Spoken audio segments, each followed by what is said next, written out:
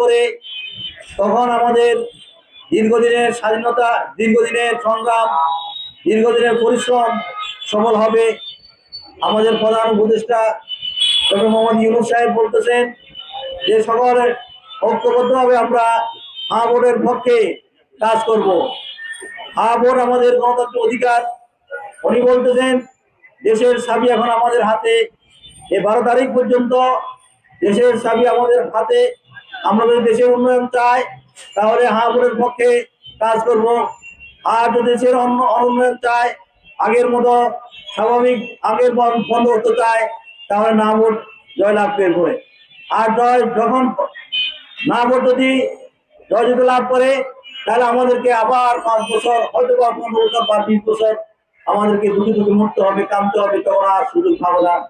সেজন্য আমাদের সকল শ্রেণীর সাংবাদিক, বুদ্ধিজীবী, মেহনতি মানুষ সবাই ভোটের পক্ষে কথা বলবো। ভোটের পক্ষে আমাদেরকে সবাইকে সচেতন করতে হবে। যারা অল্প শিক্ষিত, অশিক্ষিত, হয়তো অনেকে ভোট সম্পর্কে জানে না।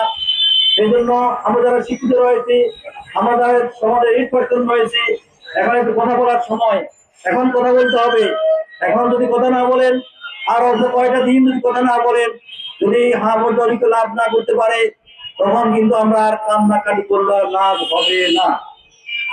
সম্মানিত উপস্থিতি, সাংবাদিক বৃন্দ, আপনারা বিশেষ করে আপনাদের লেখনী, আপনাদের প্রচার প্রচারণার মাধ্যমে ভোটের পক্ষে আপনার মানুষকে সচেতন করে তুলুন।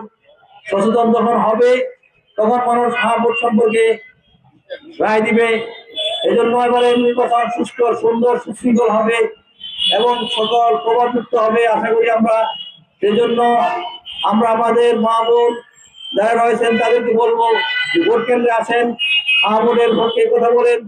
এবং যারা, যে লোকটা আপনার সমাজে, আমি দল মত নির্বিশেষে সবার কথা বলবো, যিনি সৎ, যোগ্য, দেশপ্রেমিক, খোদাবিরু, তাকে জয়যুক্ত করবেন। শুধু ভোট জয়যুক্ত হলে হবে না, সাথে সাথে যারা সৎ, যোগ্য, খোদাবিরু, তাদেরকে জয়যুক্ত করতে হবে, তাদেরকে সংসদে পাঠাতে হবে। তখন ভোটের পক্ষে তারা কাজ করবে।